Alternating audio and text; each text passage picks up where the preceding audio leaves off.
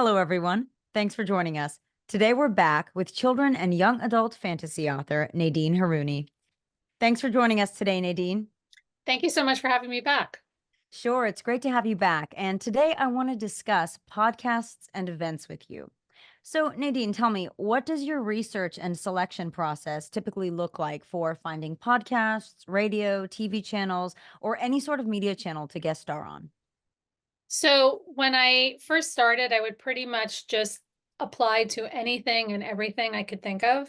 And then over time, I started narrowing it down to publications or media outlets where I thought I would get the right exposure that I wanted. As time has gone on, I now have a publicist and they do a lot of the legwork for me. But really trying to find interviewers or shows or media outlets that are consistent with your brand. For example, if you're doing children's book, you'd really want to try to get into like family magazines or any kind of family portion of a show.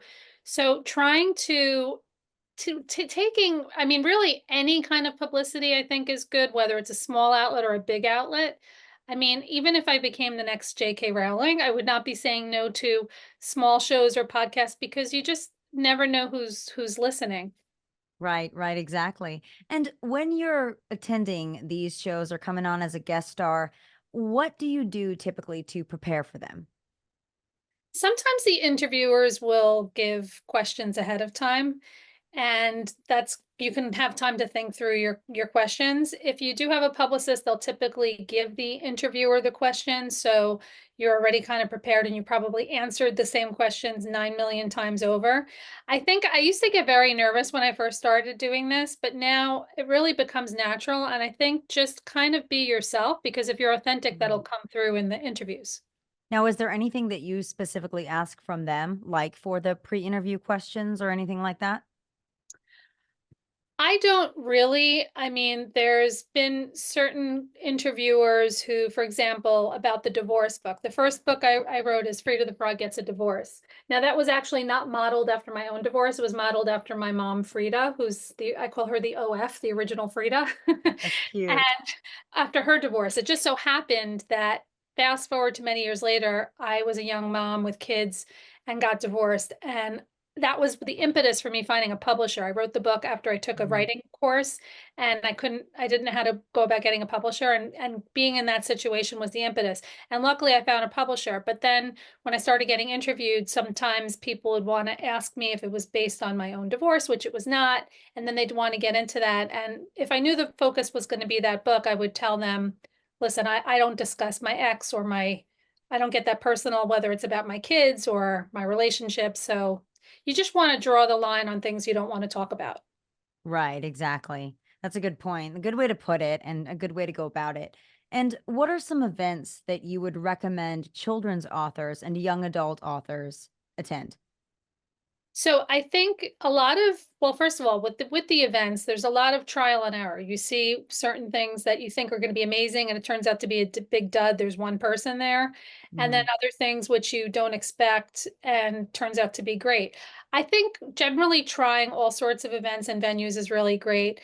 Anything through a school, for example, I get paid for author visits at schools when I come and speak to the kids, but sometimes I've gone to, let's say they have a festival where I'm just there and the parents can talk to me and buy the books. And things like that are great too, because aside from selling books and getting your books in the hands of the families, you never know who you're going to meet. I mean, I had one Barnes and Noble event, which turned out to be not, I thought it was going to be a million people there. It turned out there weren't, but I met a couple of teachers who happened to be there and it ended up turning into author events or school visits. You never know who you're going to meet at these things. So I think anything connected to a school is worthwhile checking out.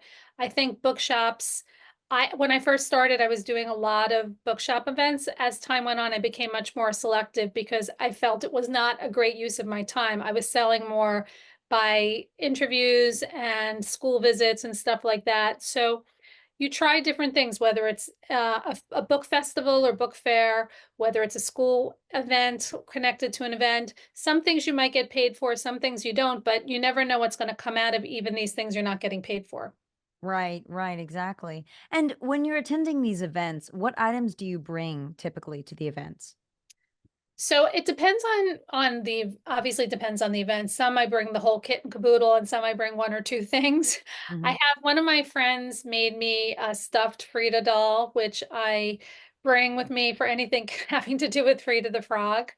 And for I think trying to be creative. So for example, the fantasy adventure series I have, the Hat Diaries, it has to do with hats. And the main hat in the first book is this magician's hat. So I bought a magician's hat from Amazon and I have the books displayed in there. So you want to have a nice display, something inviting. I always have business cards. I have a QR code to scan for people to easily go to your website. I give out tchotchkes, so I do recommend people love free stuff. So whether it's bookmarks, and I also recommend not making it all marketing bookmarks. Like we have a really nice bookmark that we made. One side is a really nice picture of Frida the Frog, and the other one is a nice picture of the Hat Diaries. It's not all marketing stuff because you want people to keep it. Right. So I have for the Frida the Frog books, I got frog stickers and I give the little kids like toy plastic frogs. So giving away stuff, if nothing else, that gets the kids wanting to come over to your table Mm. and then the parents start talking to you. So Right. That's a very strategic, very lots of strategery going on here. Jingling yes, the toy frog in front of the exactly. child. You want Mommy a has to hug? come on over. Bring your mommy. Yeah. Yeah, that's great. And besides the super cute merch and bookmarks, what is the best way, in your opinion, to engage with customers at these events?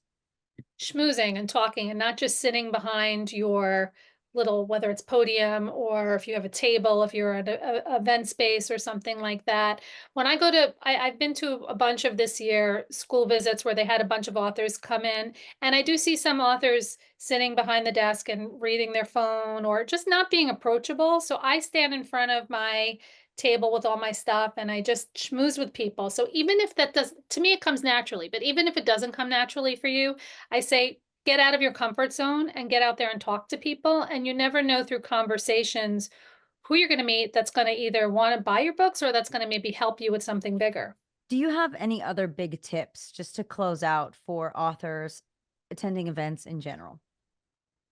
You are your best salesperson for yourself. So you have to sell them. Mhm. You're not just selling the books, you're selling the idea, you're selling of what you bring to the table. If you're trying to get school visits, you're selling your personality. So I when I go to school visits, I'm not just buy my book. And I really recommend that whether it's social media, whether you're trying to get events, don't make it all about your books because after a while people tune out, right? Mhm. Want to show what you're bringing to the table. So if you're at events and stuff like that, and if you're trying to get more events, whether it's at a bookshop or whether you're trying to get more school visits, you want to sell what you're going to be giving them. So they want something in return. If you're getting a speaking fee, let's say for going to a school, they don't want to be giving you all this money and you're just only plugging your books. You want to leave the students and the school with something to walk away from. So my mission is to get kids and families excited about reading and writing. And I do visits from pre-K to through high school. And for older kids, I'll talk about life lessons, whether they want to be an author, how important it is to have perseverance and stuff like that, so that hopefully there's a lot of takeaways from it. Well, Nadine, thank you so much. That was wonderful insight on all things events. Oh, my pleasure. I'm glad. I'm happy that you had me back.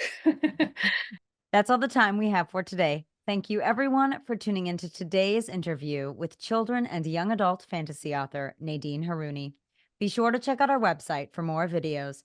Wishing you all a fulfilling and successful writing journey.